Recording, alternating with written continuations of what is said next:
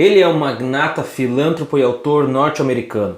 Foi de um tímido adolescente a um dos homens mais ricos do mundo, tendo ocupado a primeira posição 17 dos últimos 21 anos. Aqui é o Thales do canal Elementar e hoje eu vou contar a história de Bill Gates.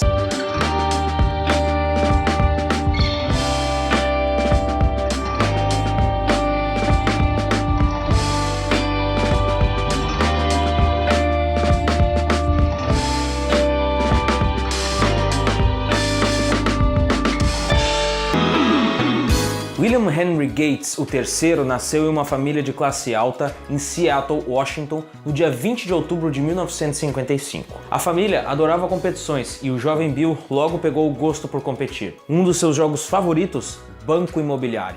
Durante o ensino médio, estudou numa das melhores escolas de Seattle, tendo acesso aos primeiros computadores da época, máquinas gigantescas do tamanho de uma sala. E ele passava a maior parte do tempo dele dentro dessas salas. O Paul Allen, que era 3 anos mais velho, dividia esse gosto pelos computadores.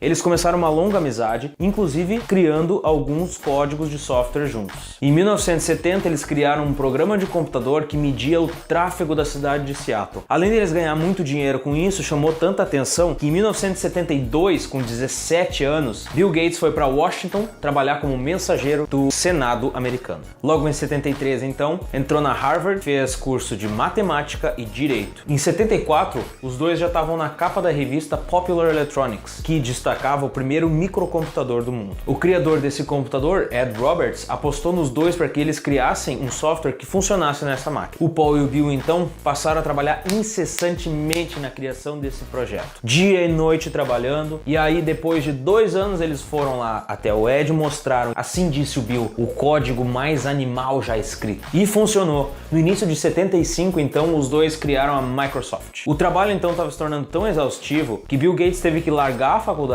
1 ano antes de se formar. O velho Bill tinha certeza que ele estava no caminho certo. O problema é que nessa época muita gente queria simplesmente utilizar os softwares e dividir informações com a empresa sem pagar nada. Em maio de 77, então, Ed Roberts resolveu vender a empresa. A dupla de programadores teve que processar ele para que ele devolvesse o software que eles desenvolveram para a empresa.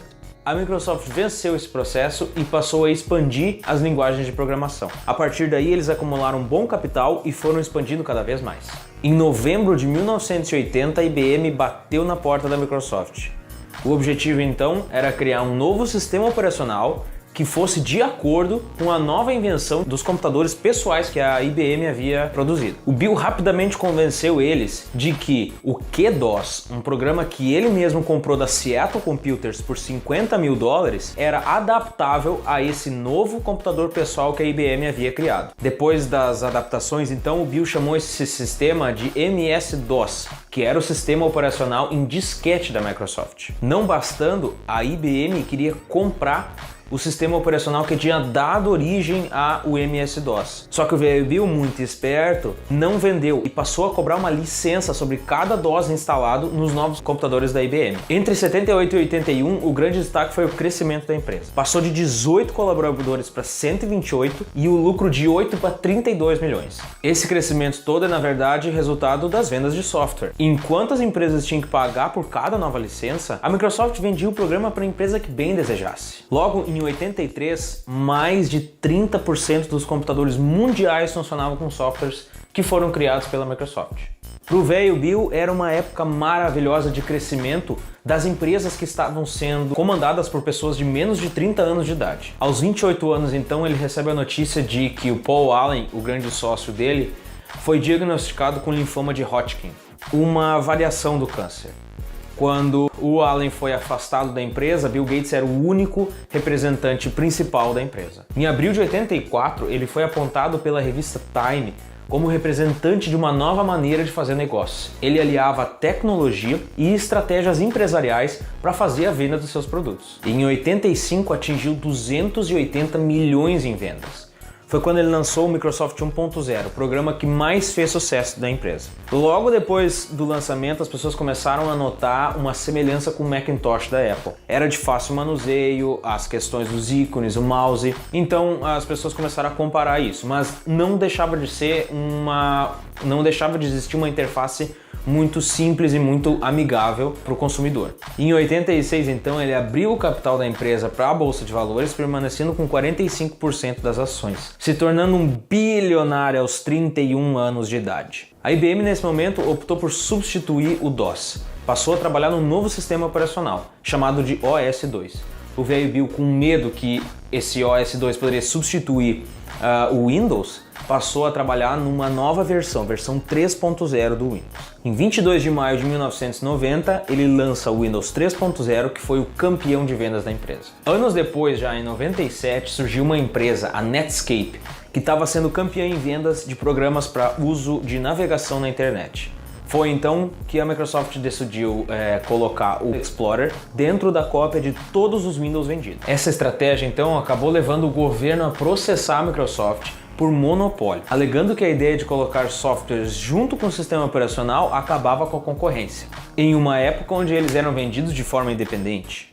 E embora a alegação da empresa era que era um software muito bom e benéfico ao consumidor, as empresas que vendiam de forma independente alegavam que o valor desse software novo foi embutido no preço do conjunto Windows e por isso se tornou uma venda casada. A ação acabou então num acordo entre as partes, onde a Microsoft teria que abrir a interface de programação de aplicativos e o governo ia ficar de olho na Microsoft para futuros casos de monopólio. Com o passar dos anos, então, grandes empresas viraram concorrentes da Microsoft, a maior delas, sem dúvida, a Google. A Google, então, focou no mercado que a Microsoft nunca tinha pensado em entrar, que foi o de propagandas e o de buscas. Logo depois, então, a Microsoft resolveu lançar o próprio site de buscas, o MSN Search, que hoje a gente conhece como Bing. Um pouco mais pra frente, então, no ano de 2007, a Microsoft assinou um contrato de 5 anos com a Viacom, uma empresa americana de mídia massiva, atuando principalmente nos cinemas e na TV a cabo. Em 2009, a loja virtual da Microsoft saiu da web e foi para as ruas, literalmente.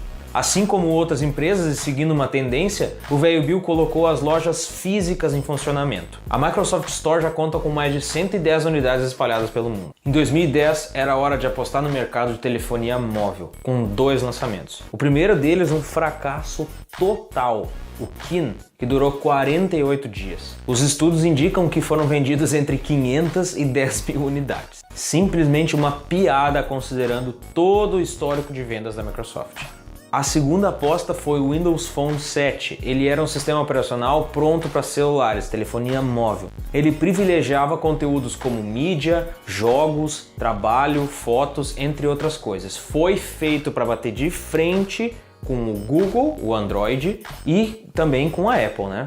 Com seus iPhones. Logo depois disso, a empresa comprou o Skype por 8,5 bilhões de dólares. A ideia era que a Microsoft integrasse os seus adquiridos 663 milhões de usuários do Skype à rede Windows. Ou seja, Windows Live, Xbox Live, Outlook, além de ser utilizado também no sistema operacional do Windows Phone. O Bill Gates realmente teve muito envolvimento com várias áreas da tecnologia. Isso certamente gerou algum tipo de incomodação, mas com certeza ajudou ele a se tornar o que ele é hoje. Atualmente a Microsoft está em boas mãos e o velho Bill ajuda quando pode. Movimentos sociais, já doou milhões de reais para instituições e ele continua fazendo um bom trabalho de descoberta de doenças e ajudando na pobreza mundial e na fome. E aí? Gostou desse vídeo? Comenta aqui embaixo o que você achou dessa história incrível do velho Bill. Se você não é um inscrito ainda, o que tu tá esperando? Se inscreve aqui embaixo.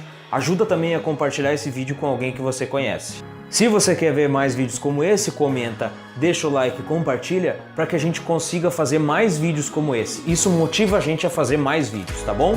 Muito obrigado, até a próxima!